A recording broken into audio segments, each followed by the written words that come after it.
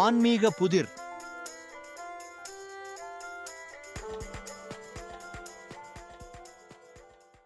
இந்த படத்தில் இருப்பது யார் என்று கண்டுபிடிக்க முடிகிறதா?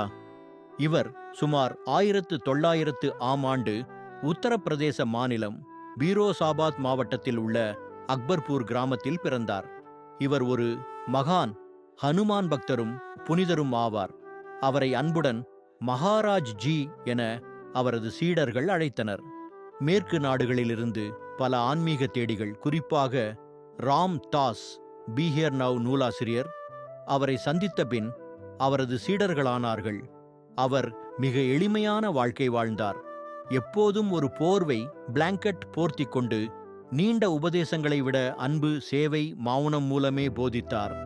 இவரின் முக்கிய ஆசிரமம் உத்தரகாண்ட் மாநிலத்தில் நைனிதாலுக்கு அருகில் உள்ள கைன்சிதாம் எனப்படும் இடத்தில் உள்ளது.